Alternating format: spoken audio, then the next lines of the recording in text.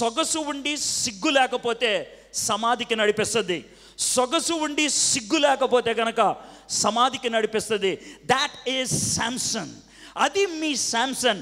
శాంసన్ని ఒక క్యారెక్టర్గా పరిచయం చేయగలగాలంటే that's how I can present to you.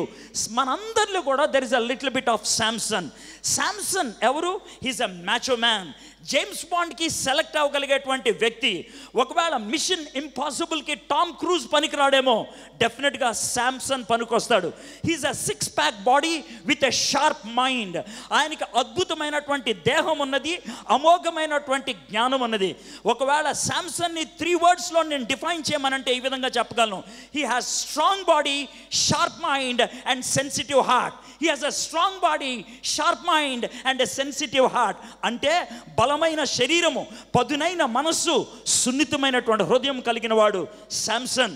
That is Samson. That's your hero and that's my hero. ఎవడైనా ఇలాంటి క్యారెక్టర్ను చూస్తే వావ్, వాడు నడిస్తే మాస్ అని అంటారు. That's how we look at that character.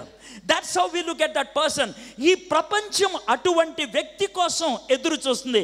God made such a kind of person. దేవుడు అలాంటి వ్యక్తిని తయారు చేశాడు. He is like an ox. ఆయన ఎద్దు లాంటి వాడు. He is like an ox. ఎద్దు లాంటి వాడు.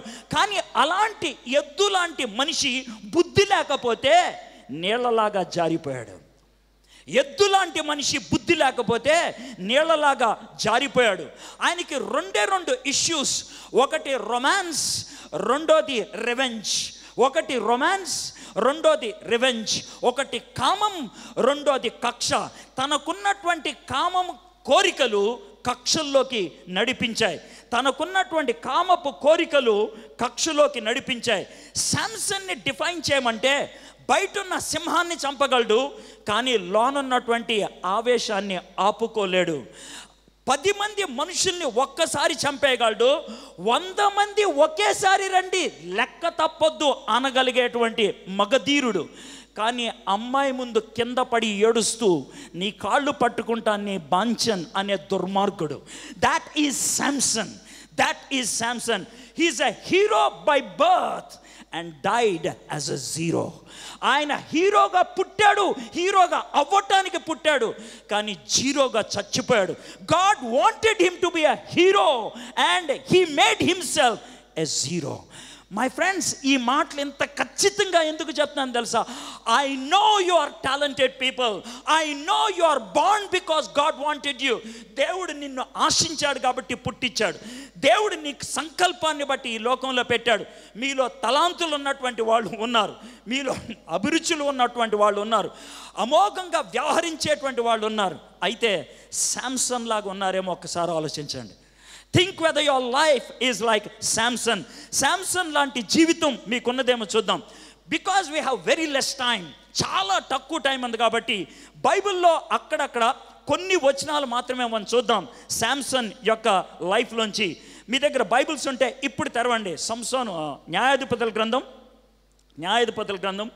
13వ అధ్యాయం. సామెతలు న్యాయాధిపతులు 13వ అధ్యాయం.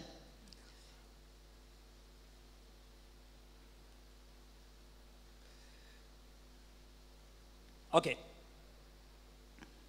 ఇశ్రాయేలీలు మరలా యెహోవా దృష్టికి దోషులు కాగా యెహోవా 40 సంవత్సరములు వారిని ఫిలిస్తీన్ల చేతికి అప్పగించాను.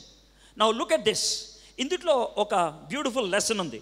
ఇశ్రాయేలీలు మరలా యెహోవా దృష్టికి దోషులు కాగా యెహోవా 40 సంవత్సరములు వారిని ఫిలిస్తీన్ల చేతికి అప్పగించను. మై ఫ్రెండ్స్, మనం ఎప్పుడైనా తప్పు చేస్తే, మనం ఎప్పుడైనా దేవునికి దూరం అయితే దేవుడు కొద్ది కాలం ఆగుతాడు, మనం రెక్టిఫై చేసుకుంటామేమో అని, మళ్ళీ వెనక్కి తిరిగి వస్తామేమని. దేవుడు పలు విధాలుగా మనకి చెప్పడానికి ప్రయత్నం చేస్తాడు. దేవుడు పలు విధాలుగా వార్నింగ్ ఇస్తాడు. ఆ వార్నింగ్స్ కనుక ఒప్పుకోకపోతే దేవుడు మనల్ని ఏదో ఒక శాపంలోకి తోసేస్తాడు.